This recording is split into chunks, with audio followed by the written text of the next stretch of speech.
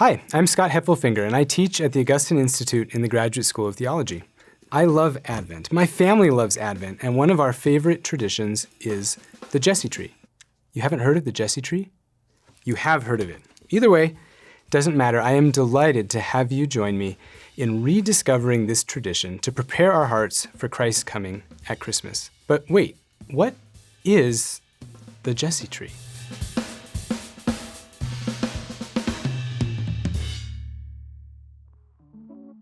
The Jesse tree, what is it? It seems like a simple question, but actually it can be answered in different ways. So we're going to return to this question more than once as we continue through Advent, and each time we do, we'll understand it better. But for now, let's begin with a pretty simple practical answer. The Jesse tree is an Advent tradition that walks through the major figures and events of salvation history. This gives us a chance to live out the waiting of God's chosen people before the coming of the Messiah. And it helps us to appreciate how every moment in the story of salvation points ahead to Christ's coming.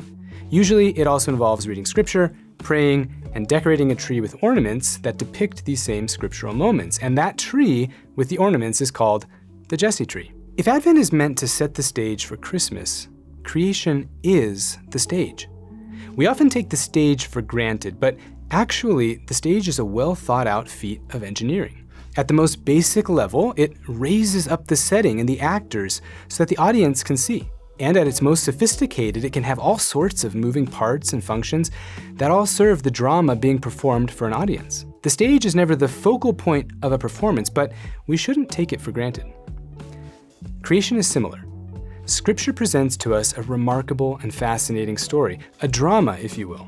And so, looking for the performers and the plot line, we can overlook the basic setting, which is creation. The book of Genesis certainly has remarkable characters and a gripping plot, but it opens by describing in detail the stage, the created world. Genesis chapter 1, verses 1 through 13. In the beginning, God created the heavens and the earth. The earth was without form and void, and darkness was over the face of the deep. And the Spirit of God was hovering over the face of the waters. And God said, "Let there be light." And there was light. And God saw that the light was good. And God separated the light from the darkness. God called the light day, and the darkness he called night. And there was evening, and there was morning, the first day. And God said, "Let there be an expanse in the midst of the waters, and let it separate the waters from the waters." And God made the expanse and separated the waters that were under the expanse from the waters that were above the expanse. And it was so. And God called the expanse heaven. And there was evening and there was morning, the second day. And God said, "Let the waters under the heavens be gathered together into one place, and let the dry land appear." And it was so. God called the dry land earth, and the waters that were gathered together he called seas. And God saw that it was good.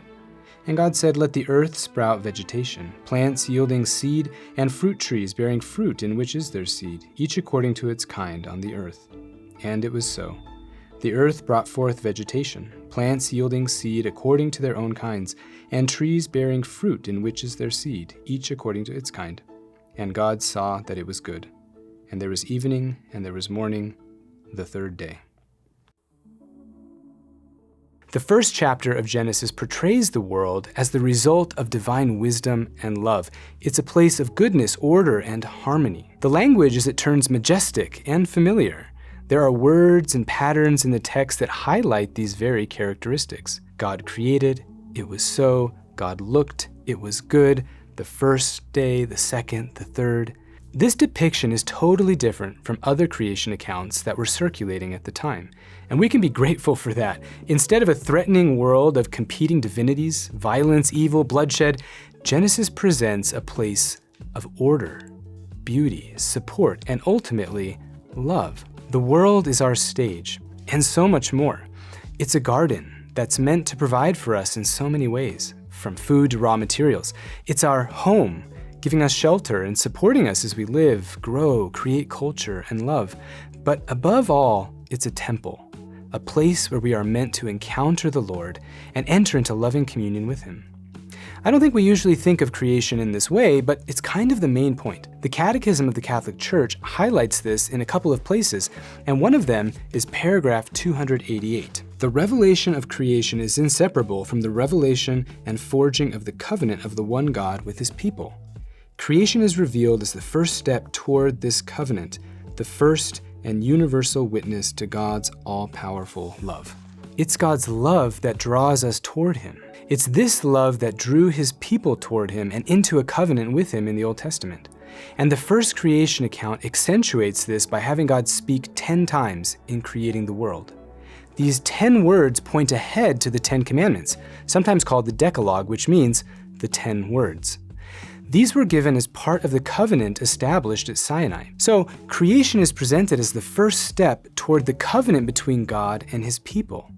It provides the place where a people can live, come to know God, and enter into a covenant with him. And the same is true today. Creation is meant to be the place where we encounter God and enter into loving communion with him. How do we know that God is in this temple, the temple of creation? Well, he's God, so he's present in multiple ways, but the most dramatic moment was when God became man and lived among us. He entered into the temple that he himself built, the temple of creation, and he did this so that we would be able to meet him there, to witness his love, and to receive that love as our own through faith. It's this dramatic moment that we're waiting for in Advent. So as we wait, we should remember that God lovingly prepared the world for his own entrance at Christmas. And this preparation began by creating the world, by setting the stage, by building the temple where we can encounter him and enter into communion with him. So let's make it a goal this Advent to encounter the Lord and to love him each day in creation. This could be as simple as praying and reflecting on his marvelous presence in the temple of creation. Or it could involve getting out of the city, the world that humans have constructed, and into the natural world, to marvel there, to appreciate the beauty, and to give thanks for creation and its creator. Whatever form it takes, let's not overlook the stage. Let's not take creation for granted. Looking for more great Catholic content? Well, you're in luck. Because you're enjoying Rooted, we're very excited to offer you 50% off of Formed for 3 months. So use promo code ROOTED and get those 3 months at half price. Click the link in the description below to sign up today.